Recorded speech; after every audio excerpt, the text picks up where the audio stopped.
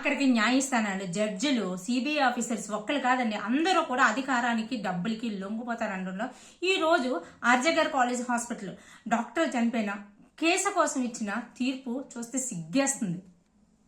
Hello అండి, welcome to Anu news.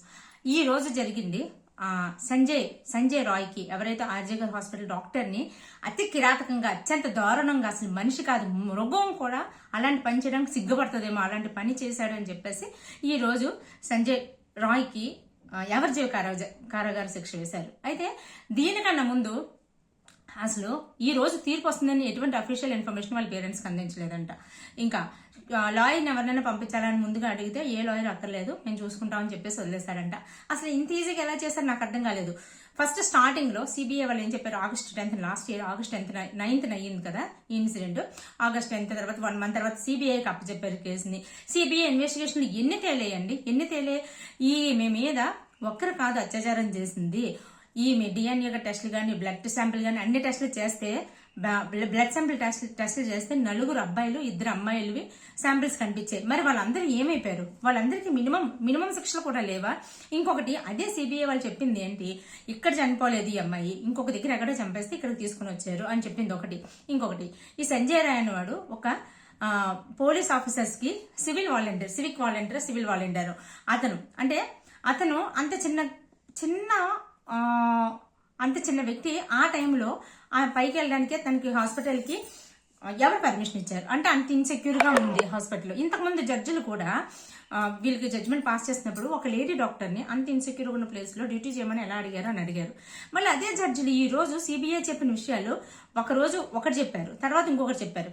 Starting లో చెప్పింది ఏంటండి, 6 ఉన్నారు, ఎవరో ఉన్నారు. ఇంకా ఈ college ex principal Sandip Ghosh కూడా ఇందులో ప్రమేయం ఉంది అని చెప్పి ఇవన్నీ చెప్పి సందీప్ ఘోష్ని ఇంటర్వ్యూ చేశారు. ఇవి చేశారు. ఇంతమందిని చేశాక ఆఖరికి అంతా చెప్పి 4 అబ్బాయిలు 2 అమ్మాయిలతో ఏదో గొడవ అయింది, వాళ్ళ బ్లడ్ శాంపిల్స్ ఉన్నాయి, అతి కిరాతకంగా బిహేవ్ చేశారు. అండ్ ఎంత కిరాతకంగా, ఎంత నీచంగా, ఎంత రాక్షసంగా బిహేవ్ చేశారో మనందరికి తెలిసిన విషయమే.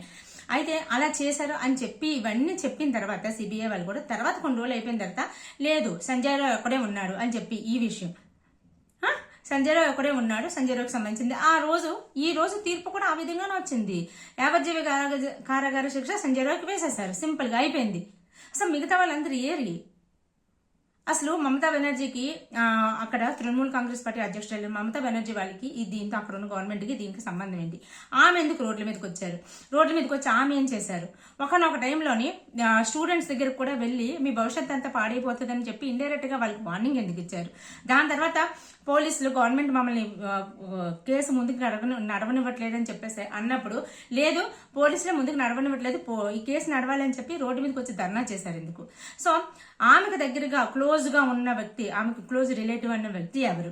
సో ఇవన్నీ కూడా అసలు ఈ తలా తోక లేకుండా అన్నీ కట్ చేసి ఓన్లీ సంజయ్ రాయ్ అనే వ్యక్తి ఎంత నీచ కిరాతకుడో మనందరికీ తెలిసిందే. ఓపెన్ గా చెప్పాలి అంటే చనిపోయిన డెడ్ బాడీస్ ని రేప్ చేశారంట.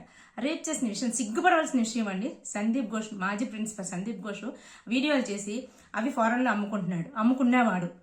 సో ఇలాంటి ఇంత నీచ ఏంటంటారు దాన్ని, ఏమంటారు, నీచ గతం ఉన్న వీళ్ళని తీసుకొని వచ్చి ఆఖరికి సందీప్ ఘోష్ని అక్కడి నుంచి రిజైన్ చేసి వేరే దగ్గరకు పంపించేశారు. అందరూ తిట్టి పడేసరికి అందులోంచి కూడా తీసేశారు. అంత పెద్ద మెయిన్ రోల్ ఉన్న వాళ్ళనంతా ఇలా ఎలా వదిలేశారు? ఇంకా భారత వ్యవస్థ మీద ఏ న్యాయం వస్తుంది? ఆ తండ్రికి నిన్న కూడా చెప్పినప్పుడు కూడా రేపు వచ్చిన తీర్పుని బట్టే నాకు ఇండియన్ యొక్క గవర్నమెంట్ మీద కానీ లేదంటే జ్యుడిషియల్ మీద కానీ నమ్మకం ఉందా లేదా అని తెలిసిపోద్ది అన్నాడు. ఈ రోజు ఆ తండ్రికి ఏ సమాధానం చెప్తారు? ఆల్రెడీ ఒక సంజయ్ రాయ్ మీద కేసు వేసేసి వదిలేశారు. ఆయన నిన్నే అన్నారు కేవలం సంజయ్ రాయ్ కాదు, ఇందులో చాలా మంది ఉన్నారు, చాలా పెద్దలు ఉన్నారని. అంతవరకు ఎందుకు? ఈరోజు సంజయ్ రాయ్ కూడా కోర్టులో కూడా ఆయన తన వాదన, తన సెల్ఫ్ వాదన తను చేసుకున్నప్పుడు కూడా నేను కాదు, నాతో పాటు చాలా మంది ఉన్నారు అని, చాలా పెద్ద వాళ్ళు ఉన్నారు అక్కడేంటి అన్నింటినీ కూడా చెరిపేశారు, సాక్షుల్ని అన్నింటిని కూడా చెరిపేసి ప్రయత్నం చేశారని. ఇది ఇప్పుడు కాదు, మనకు అప్పుడు కూడా తెలుసు. చెప్పారు ఒక ఐపీఎస్ ఆఫీసర్ ఉన్నారు, సో వాళ్ళని లాగండి అని చెప్పారు. మీరు ఏది ఇక్కడికి కోర్టు కేసు క్లోజ్ అయిపోయింది, అంతే కదా. సో ఏంటి అంటే పెద్దోళ్ళకి ఒక ధర్మం, చిన్నోళ్ళకి ఒక ధర్మం. ఒక చిన్న ఇప్పుడు ఈ సంజయ్ రాయ్ అతనేమి ఒక అమాయకుడు మంచోడు అని ఎవరు చెప్పట్లేదు. అత్యంత కిరాతకుడు, అత్యంత పరమ రాక్షసుడు, ఇలాంటి వాళ్ళకి శిక్ష పడవలసిందే. బట్ ముసుగులో ఉన్న మిగతా వాళ్ళ పరిస్థితి సంగతి ఏంటి? సందీప్ ఘోష్ ఖచ్చితంగా ఇతని పాత్ర ఉంది అని చెప్పారు. అక్కడ హాస్పిటల్లో చాలా పెద్ద లెవెల్లోనే డ్రగ్స్ వ్యవహారం ఏదో జరుగుతుంది, అది ఇది చాలా చాలా చాలా చాలా టాపిక్స్ వచ్చి ఇవన్నీ ఏమైపోయాయి, మొత్తం అన్నీ పోయి ఆఖరికి వన్ ఫైన్ డే ఒక లాస్ట్ ఇయర్ ఆగస్టులో జరిగింది, అయిపోయింది, కేసు క్లోజ్ చేసేస్తామని చెప్పి సిబిఐ వాళ్ళు జడ్జి వాళ్ళందరికీ చెప్పడం, జడ్జిలందరూ కలిపి మూకుమ్మడి డిస్కషన్ చేసుకొని జడ్జిమెంట్ పాస్ చేస్తారు. సో ఇంకా న్యాయం ఎక్కడుందండి? ఒక స్టేట్ అంతా కూడా ఆ ఆర్జిగా స్టూడెంట్ కోసం, డాక్టర్ కోసం ఎంతగా ప్రయత్నం చేస్తారు, జస్టిస్ కావాలి ఎంత ప్రయత్నం చేస్తారు, ఎంత చేసినా సరే అధికారం ముందు, డబ్బు ముందు అంతా కూడా తునాతునకలు అయిపోయింది. ఇంకా న్యాయ వ్యవస్థ మీద కూడా కాస్త కోస్త నమ్మకం ఉండేది. ఈ రోజు ఈ కేసు ఇచ్చిన తీర్పుతోనే న్యాయ వ్యవస్థ మీద కూడా నమ్మకం పోయింది. సో మీకేమనిపించిందో కామెంట్ చేసి చెప్పండి.